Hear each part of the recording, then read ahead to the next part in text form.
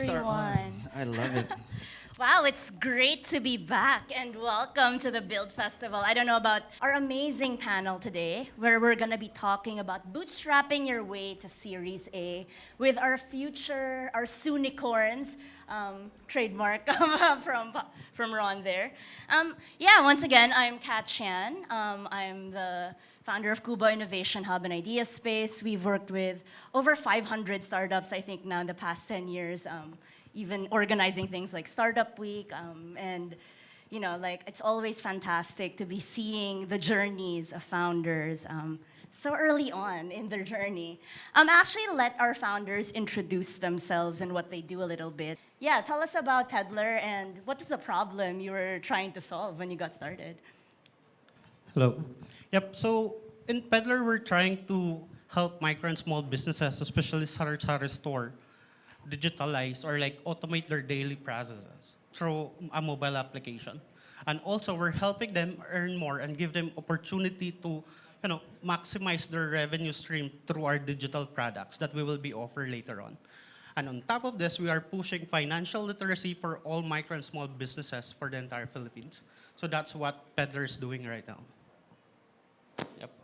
Awesome. And how about you, Ron? Please do introduce yourselves to our audience, although this isn't your first time in the bootstrapping journey. Tell us about that. Again, I wear two hats. I am the hype man of this ecosystem. So I run this podcast called Hustle Share, where I highlight the hustle and the pain and the struggle behind all these amazing founders every week, dropping every Monday. And now it's 3 years old, and it's the #1 business podcast in the Philippines. And through that same podcast, I saw that there are parallels over the podcasting ecosystem and the startup ecosystem. So I copied this very good program called QBO. Thank you. Right? And Kubo, and said, all right, this whole thing can actually work in the podcasting ecosystem through community-driven things and, again, support. And we called it Podcast Network Asia. 2 years in, we are the biggest podcast network in Southeast Asia with 240 shows.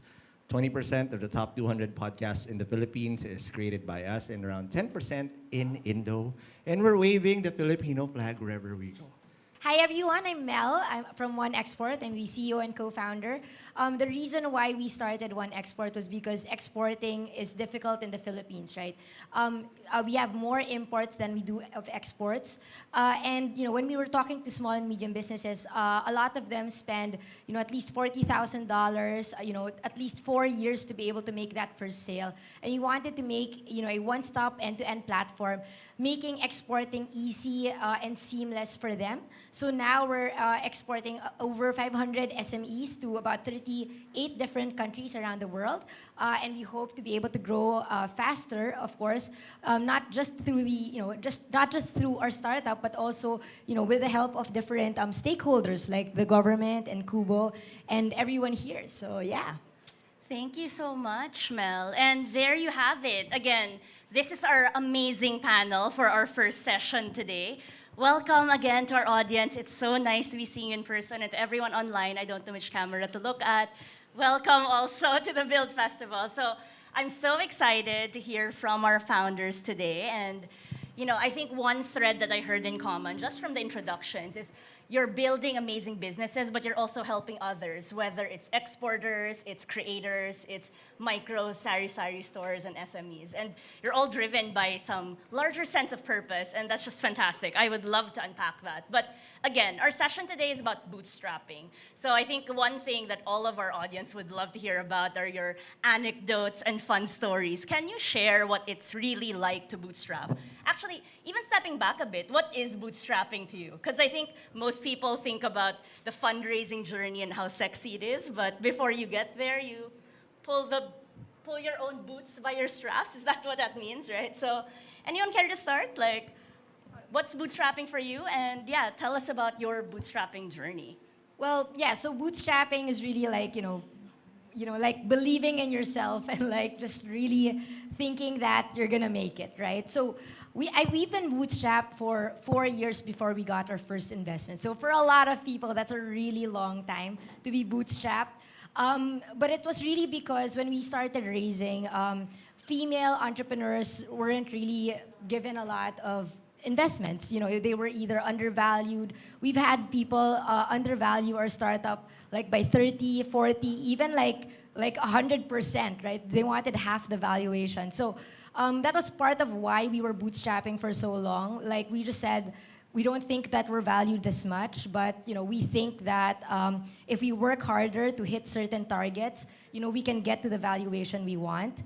But also, right, part of why we were bootstrapping is because we were also trying to find the right investor, right? We wanted to find somebody that, you know, believed in our vision, believed in our values, and we just didn't want to get anybody in the cap table for the sake of just getting the money, right? So, you know, we really had to make sure that they were aligned with what we wanted to do in the future.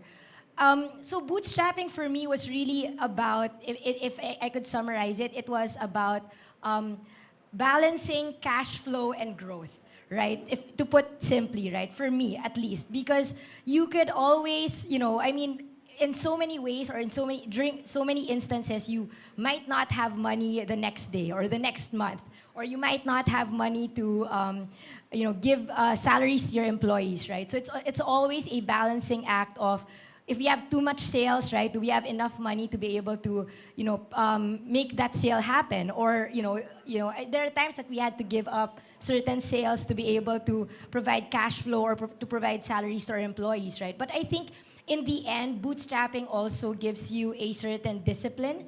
Like, you won't just hire people for the sake of hiring, or you won't just spend on trivial things. You will always make sure that there will always be a reason why you're spending. And so I guess for me, yes, even if bootstrapping was 4 years in the making, and you know, it took 4 years to be able to get our first investment, I think we are very, as a startup, we're very grounded and also very, you know, very purposeful in the way that we spend and the way that we get investors. And I think that's helped us. That's personally. definitely a big part of bootstrapping, is being, I suppose, prudent about your decisions, right? Like, you don't have investor money to burn, quote unquote. But actually, one thing I did want to pick up on, I think both you and Nel were from FMCG background. You had like pretty stable day jobs before you decide, well, like as you were starting your startup. I think that's a question I get a lot, actually. Like, how much money did you start off with? And, you know, were you guys working? Did you quit your day jobs while you were bootstrapping? You know, like, for a founder that wants to get into a business without having raised funds yet, what are your thoughts on that, especially coming from, you know, I suppose more stable, quote unquote, careers? And I'll get to you later on, since I think your story is a little bit different. So, I don't know, Nel, Mel, care to share? So on my end, it's basically more of like leap of faith. So I was based in Singapore. I was doing Unilever Regional Finance, and it was like 2018 when I went back to that was the moment I went back to Southeast Asia, and it was the moment that a lot of things are happening in the Philippines. I have my own startup before Peddlr called Hybes, and it's been running since 2016. Then like 2018 was like pivotal point of my career. It's like either I go all in for my startup or stay on the corporate job. Then apparently I took a leap of faith and go all in with all the savings that I have, ran Hybes on the side, etc. and all. Then 2019, late 2019, when Foodpanda and Grab accelerated rapidly in the Philippines, and we did not manage to take all of the battle wars on the Visayan region because we don't have cash. So apparently we throw away the white towel with Hybes. But taking all of those learnings, bootstrapping Hybes since 2016, we all know what matrix to hit, etc. and all. Hence, when we started Peddlr, we already know what kind of matrix in terms of growth, etc. and all. We need to hit with 500,000 money with the team, and also some AWS credits on the side. We managed to build that prototype 2 weeks.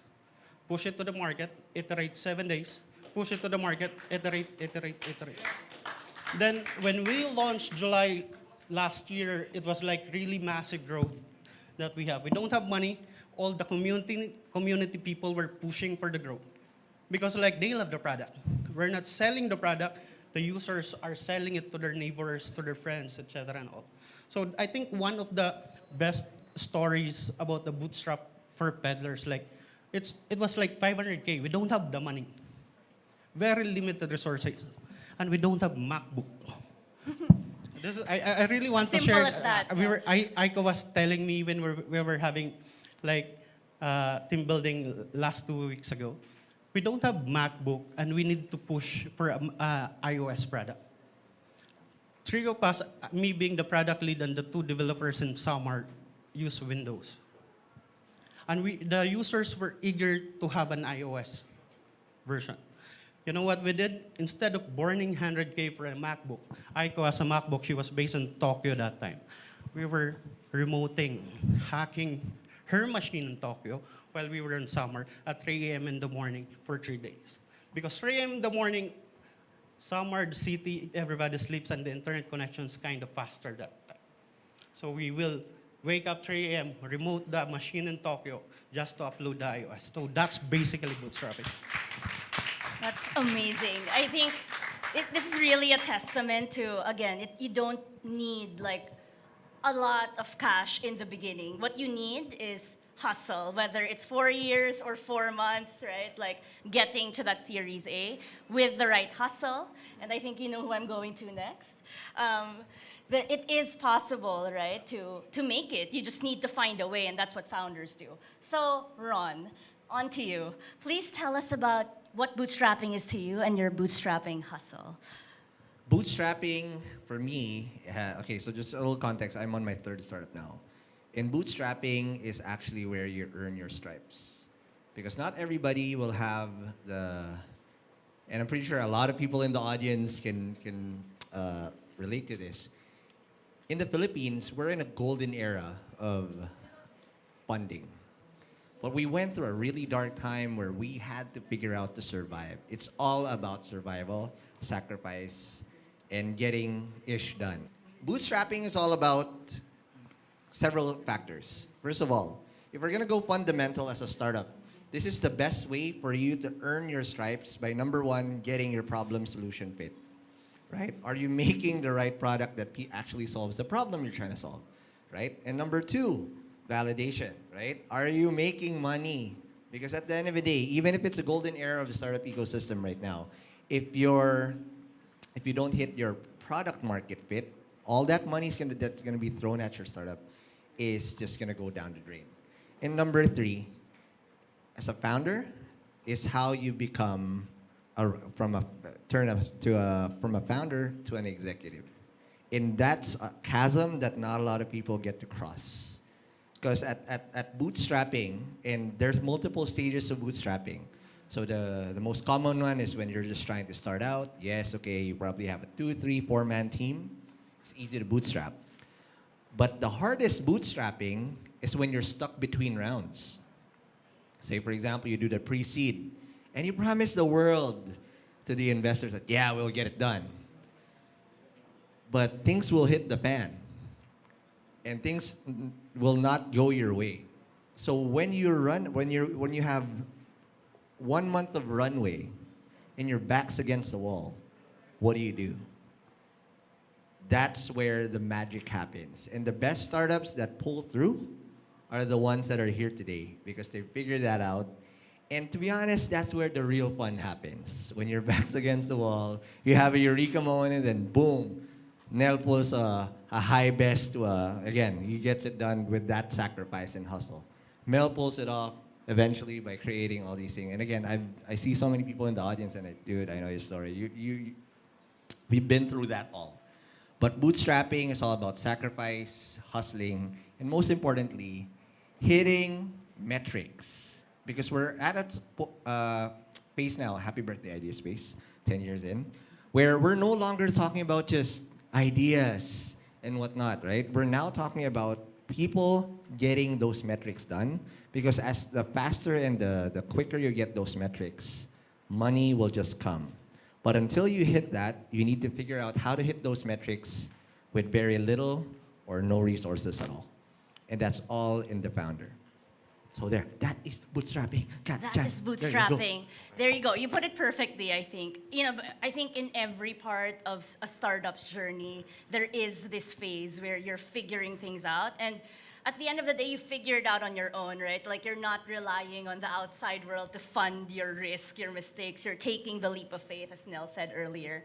But that said, like, I'm going to transition to the second part of the title of so to Series A, right? So I think there's so many, I'd love to hear so many more of these stories from the bootstrapping days, but I think all of us also want to know how you overcame that, you know, like a lot of people, you know, the crossing the valley of death, so to speak. And yeah, like, you know, going into the phase of being able to fundraise, I suppose I'd love to ask all of you, when did you realize that you were ready or that it was time, that I shouldn't be bootstrapping anymore? You know, like we hear a lot, equity is the most expensive form of capital, right? But at some point, you all decided that, hey, it's time for me to go out there, talk to investors, and start raising money. So what was that for you? What made you think that, hey, it's time? And I don't know, maybe I'll start with you, Nel, since you're sitting next to me. So for us, it's basically more on like nagsisira-sira na yung system namin with the Gusto mo lang yata ng Mac eh. Like, No, because there was a point in time when the too much traffic was not enough for our server. And we can't afford to expand. So I've heard a lot of stories about you have a very good problem, this is like a good problem to solve, etc. and all. But trust me, if you're in that moment, into that kind of situation, you don't want to be into that kind of situation because it's really stressful. Because if you can't fix the server, migrate to a bigger capacity, etc. and all of those traction, all of those love, all of those interest from the users will be gone next Monday. Gotcha. So I think that's a great tip. You know, it's like you push it out on your own until, you know, the universe tells you that you're hitting a wall and like more funding can help you deliver your product, right? How about you, Ron? What made you realize it's time? Being an old man, 10 years in this game, you really realize that once you decide that you're gonna do this startup game, you have no choice but you have to fundraise. Because it's rare that the Nels of the world pull it off with very minimal resources and you get it done. And the primary reason why you need funding is not because of survival. It's because you want hypergrowth, right? That's what startups do. We solve problems and then we grow fast so that we accelerate the solving of that problem for everyone else. And we use technology as the vessel to get there. Now, does fundraising mean that you're raising funds now right away? No. You're building relationships because as you go through multiple rounds, there are certain types of investors that you need. At the very start, you'll probably need, at the pre-seed or your angel round, you need people that would help you get there. So the type of people that you need to build relationships with are angels. To shout out to the angels here, like Maine, like Buko Ventures, who are coming in very early, high risk, high reward, and the type of people that they're looking for are great teams. Right? It's a little risque because you don't see that much product market fit yet. But if you have the semblance of a good team and a good TAM and you have a little bit of traction, then that's good. But as early as now, you should be talking to your seed and your Series A and your Series B already. And what you want to do, and I've gotten a shout out to Roland and Rexy, who's in Dubai right now. You want to be on the radar. You don't want to be talking to your investors when it's too late and you need the fund. You want to be able to do that in a 24 to 48 month runway. And then the narrative is, hey, this is what we're doing now. Here's what we're trying to do. This is our objectives. And you show them that, hey, every quarter you're hitting those metrics as you speak. And then by the time you need them, the story is already told because you've been hitting these metrics. And again, not every time you're going to hit it. There's going to be walls that you're going to have to run through. But fundraising starts at day one. Super choice morsel there from Ron. Fundraising starts from day one. It doesn't mean that you're bootstrapping, you're not raising now, that you shouldn't be developing those relationships with your future investors, am I right? And actually wanted to save this question for you last, Mel, because I think, first of all, you spent 4 years bootstrapping. I also know you went through, of course, Ideaspace program. Like, I saw you hustling in the DTI office for quite some time. You even went through international programs, like competing with some of the startups out there. So you've done every trick in the book, the non-traditional ways of bootstrapping. So I don't know, can you share that experience? And also, again, what made you decide that, hey, it's time for me to actually raise that Series A check? Yeah, you're right, Kat. We really went through the hustle. Like, we went through business competitions, right? Like, we went through, every trick in the book, just to get ourselves out there. And actually, I was reflecting on this. For a while, I was also very scared to get money. Not because we didn't need it. Of course, you need money, right? But also but more because I was afraid that if I got the money and I didn't know what to do with it, I could waste it or my startup could fail. That was kind of like I don't know if there are people that could relate, but I'm sure a lot of people want some money and want Always a lot use of more money, money, right? But I don't know. I mean, for me personally, I never, even for relatives, I don't really try and get more money because it's like, what if it doesn't work, right? Like, and then it's your money that it's gone forever. So for a while, I was also very hesitant. Part of why we decided to finally raise money was because the ambition was too big, but I couldn't. Again, my definition of bootstrapping was always managing my cash flow with growth, right? And so I can only grow up to a certain level because I was always managing cash flow. And that was kind of when we decided, okay, let's start raising money. But again, what Kat was saying was I really went through the hustle. Maybe it's because I'm a woman or something, but it was like, I think personally, I talked to about 160 investors before before I closed my round, which is actually, if I talk to my other startup friends, they only talk to 20 investors, close in like 2 weeks, right? So there's a lot of bias also. So just going through that thing was really, really tough, but also really and stressful. But also, like, we just kept going through, we just kept pushing because we said, we want to support that dream, right? Personally, we didn't finish the round, right? So we said, okay, we were targeting for a larger number to raise, right? But I think we decided to stop raising and said, like, okay, we're just gonna make the most out of the current money we raised, right, and grow significantly from there, because we also understood that we wanted to prove something, right? Parang we didn't have the tech yet. I mean, the way we bootstrapped was, yes, we got money from DTI, to make the export guidebook. That was the money we used to bootstrap the company. But that was not enough because we had an operation to manage, right? So we were managing tech and operations, right?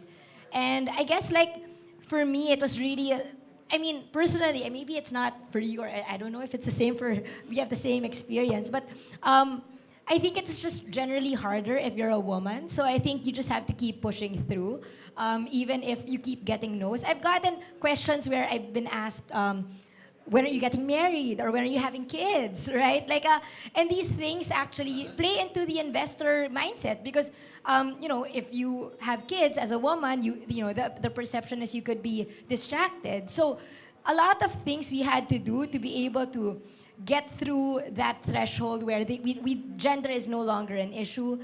It becomes more about, if your startup is really good and if you can grow that fast. But again, like, it's really the hustle. It's really hard. I wish it was easy, but it's not. Yeah. But at the end, I guess the startup speaks for itself, right? Like, the metrics speak for themselves. 38 countries and counting, right? Yeah, exactly. Maybe share ko lang yung Yes, sa amin. please. So, our fundraising was not that, amazing in terms of, like, journey. Because when we started it, everything was idea. We started fundraising on the idea stage. But apparently, people or the VCs outside the Philippines, because we started fundraising from the region already.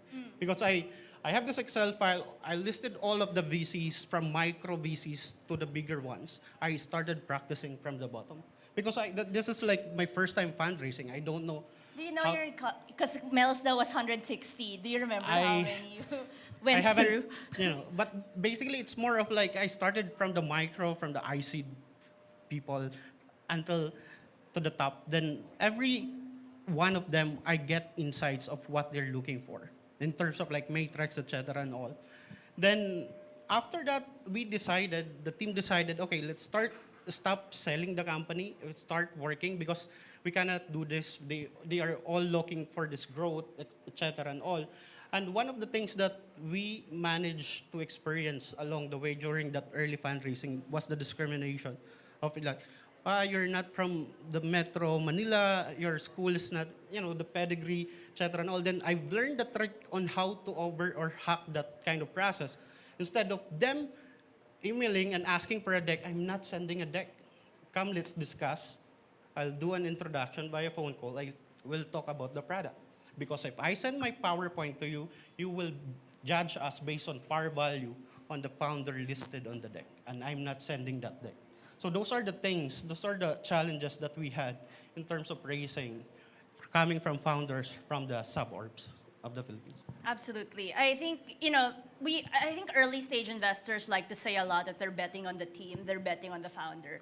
But one big thing that a lot of us Filipinos need to overcome, like there are still biases, I think, in this early stage investing landscape that all of you, I think, experienced and that our founders continue to experience. And yeah, again, thank you so much for sharing your stories.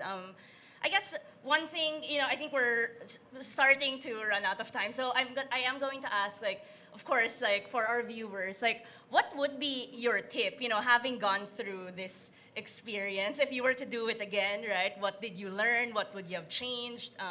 And yeah, what's your tip for founders that are either going through it now or thinking about doing it or are just going through that process. Maybe Ron, I'll ask you to start this time. Right, that's a great question. There's several. First off, is have a short-term memory. Why?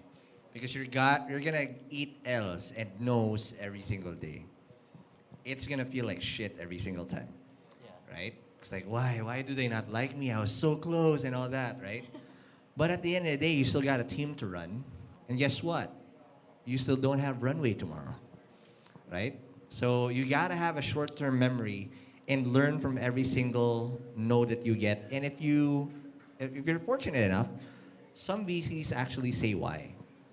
So it's never a never. Most of it is a not yet. And you need to ask them, if I hit this, will you invest? So now there's a different target. Second, from a founder's point of view, because it's easy to talk about all these tips, right? But we all go through immense mental health issues every single time. And you know what? We can't say, I need a mental health break. I'll take a leave today, right? We can't do that. We have a team to run. So you want to do two things. First off is you want to be even-keeled. Don't get high when it's too high, because tomorrow there's something that's going to go wrong again. And don't get low when you're too low. But one thing that I've also learned specifically because of the podcast is that having friends that have gone through this, like Nel, like Mel, and everybody else here, shout out to most of you. I cannot do a shout out for all of you, but just having that talk. Because all you need to do sometimes is get that monkey off your back. And you won't realize how much founders are going to be willing to help other founders out. Like, for example, oh, Mel, I need someone from this export industry. And guess what? She's going to be willing to do that in a heartbeat because she's also been in that situation before, right? And it's easy also, again, lastly, it's easy to say to keep going and keep iterating, right? But more than anything is understand your metrics. Not just in the metrics of unit economics, not just talking about, their product market fit. One thing that I've learned through this process is that VCs also understand and look at it on a per vertical basis. So if you're in a vertical like fintech, the Iron Triangle, shout out to GoBeCore, the Iron Triangle of e-commerce, logistics, And fintech. That's high time. You're probably gonna get a check, but the competition is gonna be intense around the region. But there are other industries there, right? Around. So like for us, we're in media, but we're not yet Kumu, right? And we're doing podcasting. You have to look at it where are there comparables in your vertical? Because sometimes that's how your startup is gonna be valued. And if you happen to be a first mover or you're in a blue ocean, it's going to be doubly hard because you have to prove that there's traction in that market. The same way Airbnb did it when people never thought that people would share their home. The same way Uber did it when nobody thought that anyone would share their car. But again, if you understand those metrics and you know how to do it, then you can do the next steps. Building the right team, building the right product, iterating fast, and hustling. So yeah, that's basically it. Back to you, Kat, Chan. Yeah, so metrics, short-term memory, grow thick skin, right? And actually, of course, my favorite one, bayanihan teamwork, right? Like lean on communities and other founders, right? Like who have gone through the journey. Mel, I'll have you share your tips next, just to remind you of the question. Sure. Well, for me, it would be, to really just have the grit to be able to go through the fundraising journey, right? It's not easy. I think everyone will say it's not easy. It's not fun sometimes for some people, but there is always like a process that you have to trust. Trust that process, right? So for me, we knew we weren't getting the checks, but we looked at the feedback. I iterated from that feedback, and we grew from that feedback, right? I guess the second would be to focus on your startup and to focus on your growth. It's very important that while you're fundraising, it's very hard to balance both, right? But when you're fundraising, it's still important to run the business to show that you have growth, because it is the growth that they invest in, particularly for Series A, right? I mean, seed, they invest in the founders, but for Series A, they invest in the business and they invest in the growth, right? And lastly, what my bootstrapping journey really has taught me is to manage my cash flows and my growth. And so really, if there's anything, right, like it's really about survival, right? So making sure that you survive and make it through, even without the funding, as Ronster said. Managing the growth, managing the business, survival. And last but not the least, Nel. So, yeah, doing it for the right purpose and solving real life problem, because it's a very long way. It's not like you race now and it's over. It's a very long way, and if you're doing it for the wrong purpose, the motivation will fade along the way. So you will not have the stamina to go on and keep pushing barriers forward. So that's the number one. Number two is like ask around. People are willing to help, especially in the community. Cons had helped me a lot of how to create FOMO on investors. Shout out for Cons, Constantine Roberts.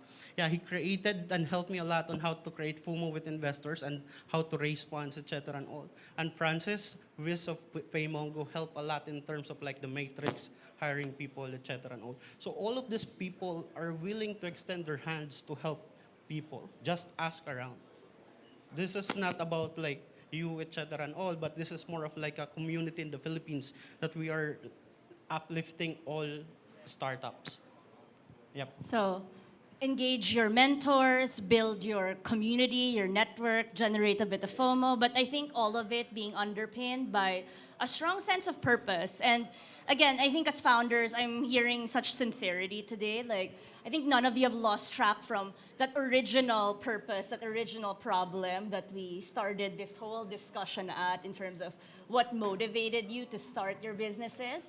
I know there's so much more in store for all of you. You're just relatively the baby startups, right? You're just in the beginning of your long and prosperous and very exciting journey. And I'm sure everyone that's listening today is rooting for you and excited for what you're about to do next. So Nel, you first, and then down the road. Yep. So a lot of things will be happening or will be released for Peddlr. So mostly like digital products and some other integration with, some other marketplaces. So it's like something to watch out. So if you have a small business, a sari-sari store, or like any businesses that needs POS, like ledgers, online store for free, etc. and all, just download Peddlr. We are available on iOS, Play Store, and App Gallery. Thank you.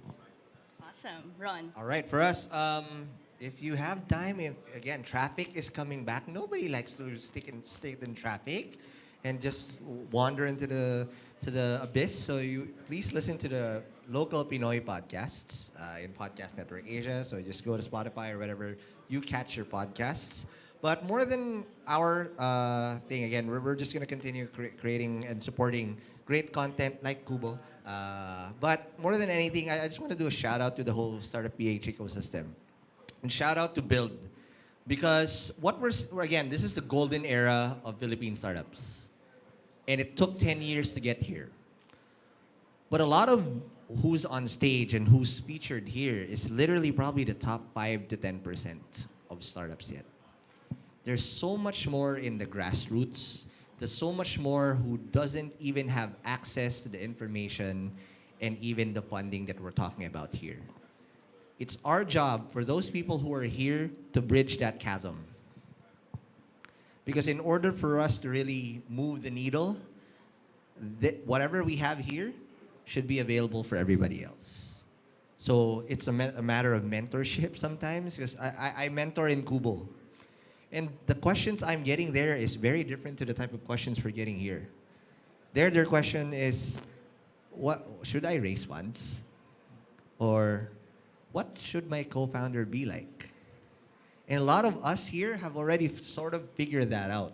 We need to do an extra effort to bridge that gap so that more follow suit. Because this capital that's available is useless if it's not deployed to the right teams. So let's help out. So that's it. I'm very bullish. Congratulations, Build and Startup PH. Here, here. And Mel. Yeah, so one of the things we've launched while we were bootstrapping and getting to the next round was we launched a logistics service called Ship It, right? So basically, if you have anything that you'd like to ship abroad, commercial or personal, we can do it for you. We have a 100% port clearance rate, and so we're very proud of that. But also, like if you're an SME that wants to export, I'm happy to be able to help you export your products to the markets that we are currently serving. So that's it. All right, everyone. And of course, I should also do my quick plug. Like, if you would like to be part of the Philippine startup community and meet people like this, please join our community. Join Philippine Startup Week, mentor other startups, just hang out in amazing things like this Build conference, right? So I enjoin all of you to be a mentor, start your startup, invest, do whatever. Just take part in this amazing thing that we are all, quote, building. That is it for the first session of day 2, bootstrapping your way to Series A at the Build conference. Again, I'm Kat Chan from Ideaspace and QBO, and I would definitely love to thank our 3 panelists today, Nel, Ron, and Mel, for joining us.